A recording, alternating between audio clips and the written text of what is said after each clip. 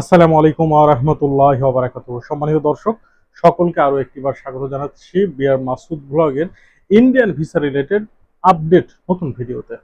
বন্ধুরা, আপনারা জানেন যে ইতিমধ্যে বাংলাদেশে মূলত বেশ কিছু ইউটিউবার সহ বেশ কিছু মিডিয়া ফলাওভাবে প্রচার করছে যে 17 আগস্ট থেকে বাংলাদেশিদের জন্য ভারতের ভিসা স্বাভাবিক হয়ে যাচ্ছে। আবার আর একদল এইভাবে প্রচার করছে যে মেডিকেল ভিসা একদম স্বাভাবিক, অন্যান্য ভিসাও শর্ত সাপেক্ষে মেডিকেল ভিসা স্বাভাবিক। সেই সাথে অনেকে আবার বলতেছে যে যারা ডাবল এন্ট্রি ভিসার জন্য আটকে আছে তারা ডাবল এন্ট্রি ভিসা পেয়ে যাবে, কোনো সমস্যা নেই, ইজি ভাবে সবকিছু পেয়ে যাবে, আগের মতো সবকিছু হয়ে যাচ্ছে। তো এই বিষয়টা আসলে কতটুকু সত্য, এর ডিক্লারটা কে দিল?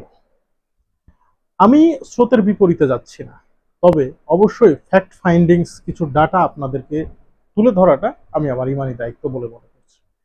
অনেকে হয়তো বলবে, মাসুদ ভাই আপনি সবসময় উল্টা বলেন। ভাই, আমি সবসময় উল্টা বলি না, আমি সবসময় সত্যটুকু বলার চেষ্টা করি।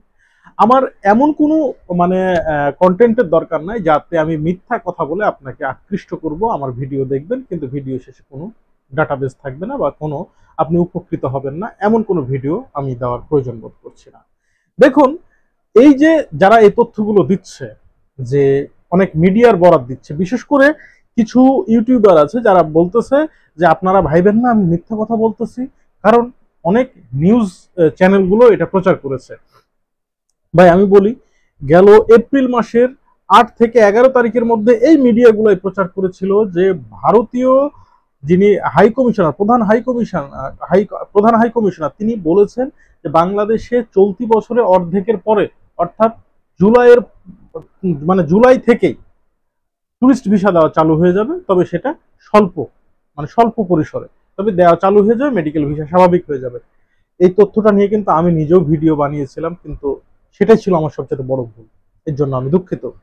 আসলে এই ধরনের তথ্য কখনো কান দিবেন না। ইন্ডিয়ান কোনো নিউজ এজেন্সি এই ধরনের দাবি করেনি, ভারতের কোনো ওয়েবসাইট থেকে বা সরকারি কোনো ওয়েবসাইট থেকে বা সরকারি কোনো বরাত দিয়ে এই ধরনের তথ্য দেওয়া হয়নি। বাংলাদেশে অবস্থিত ইন্ডিয়ান হাই কমিশন থেকেও বলা হয়নি যে 17 আগস্ট থেকে এটা স্বাভাবিক হয়ে যাবে। তাই স্বাভাবিক হতে গেলে কিছু কাজ আছে যেটা আপনি দেখলেই বুঝবেন। এই সমস্ত সিমটমগুলো আপনাকে বুঝতে হবে। আসলে সত্য তথ্যটা বের করার জন্য নিজের আকলটা একটু খাটাবেন, তাহলেই যথেষ্ট।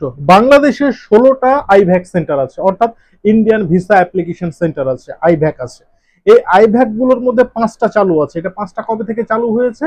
এটা গত বছরে শেখ হাসিনার পলায়নের পরে জাস্ট 2 মাস বা 1.5 মাস মতো বিরতি দিয়ে এই 5টা চালু হয়েছে, এবং এই 5টাও কিন্তু সীমিত পরিসরে খোলা থাকছে। ফুল ডে ফুল অফিস টাইম কিন্তু খোলা থাকে না, নির্ধারিত কিছু সময়ের জন্য খোলা থাকে। এবং ভারতের হাই কমিশনের পক্ষ থেকে বা ভারতীয় পররাষ্ট্র মন্ত্রণালয়ের যিনি মুখপাত্র অরবিন্দ জেসওয়াল, তিনিও বলেছেন যে বাংলাদেশে ট্যুরিস্ট ভিসা আপাতত একদম তারা বন্ধ করে রেখেছে, জরুরি ক্ষেত্রে মেডিকেল ভিসা সীমিত পর্যায়ে চালু আছে। এইটাকে এই মুহূর্তে, অর্থাৎ এই চলতি মাস থেকে স্লট বাড়ানো হয়েছে মেডিকেল ভিসার। আমি আবারও বলছি, চলতি মাস থেকে স্লট বাড়ানো হয়েছে মেডিকেল ভিসার। আমরা অনেকেই ধারণা করছি হয়তোবা আগামী 17 তারিখ থেকে এই স্লটটা আরো বেড়ে যাবে। এটা বাড়ার পিছনে কয়েকটা কারণ আছে। কারণ হচ্ছে, যেই সমস্ত ভারতীয় ব্যবসায়ীরা বাংলাদেশিদের উপর নির্ভরশীল, সেই সমস্ত ব্যবসায়ীদের করুণ চিত্র কিন্তু ইন্ডিয়ান বেশ কিছু মিডিয়া আছে, যেমন প্রথম কলকাতা, এটাতে গেলে দেখতে পাবেন সারাদিনই শুধু এইটা নিয়েই তারা নিউজ করে এবং বিভিন্ন ব্যবসায়ীদের সাক্ষাৎকার নেয়। এবং এই সমস্ত জায়গা থেকে কিন্তু কেন্দ্রের কাছে তারা বারবার আবেদন করেছে বাংলাদেশিদের জন্য ভিসাটা স্বাভাবিক করা হোক, তা না হলে তাদের কষ্ট হয়ে যাচ্ছে। অনেক ব্যবসায়ী কিন্তু পেশা পরিবর্তন করতে বাধ্য হয়েছে। এটা হচ্ছে মূল নিউজ।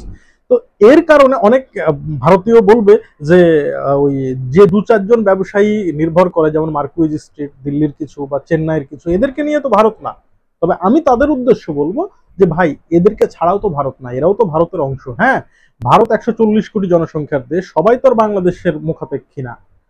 সেখান থেকে যদি 10 লাখ মানুষও বাংলাদেশের উপর নির্ভর করে বসবাস করে, বাংলাদেশিদের যাওয়ার উপর নির্ভর করে তাদের জীবন জীবিকা নির্ভর করে, তাহলে সেই 10 লাখ মানুষও কিন্তু, একটা কথা মনে রাখবেন, ভারতের অংশ। একজন মানুষ নির্ভর করলো, এই একজন মানুষও কিন্তু ভারতের অংশ। তো সেই মানুষটা কিন্তু আবেদন করছে যে এই মুহূর্তে ভারতীয় ভিসা বাংলাদেশিদের জন্য স্বাভাবিক করা হোক।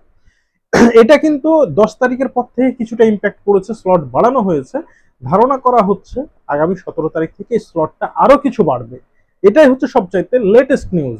এটার উপর দিয়ে কোনো নিউজ নাই। কিন্তু যারা এই ধরনের মানে কথা বলছে যে টুরিস্ট ভিসাও নাকি চালু হয়ে যাবে, অনেকে বলছে টুরিস্ট ভিসা শর্ত সাপেক্ষে চালু আছে স্বল্প পরিসরে, এই কথাগুলো সম্পূর্ণ ভুয়া। টুরিস্ট ভিসা বাদে অন্যান্য ভিসা আপনি পেতে পারেন, তবে সেটা ওপেন হাউস থেকে নিতে হবে। এছাড়া নর্মালি স্লট দিয়ে নিতে হলে আপনি একটা ভিসাই পাবেন, medical visa. Double entry visa নামমাত্র চালু আছে, নামকাও আসতে একটা দুইটা হয়তো দিচ্ছে, কখনো দিচ্ছে না, এটাই বাস্তবতা। আর এটাকে নিয়ে অনেকে গেম খেলছে, অনেকেই বা এটাকে মানে কন্টেন্ট যে ভিউ হবে সেই ভিউটা বাড়ানোর একটা কি বলবো একটা অসৎ উপায় অবলম্বন করছে। তো আশা করছি আপনারা বুঝতে পেরেছেন। সকলকে ধন্যবাদ। আসসালামু আলাইকুম।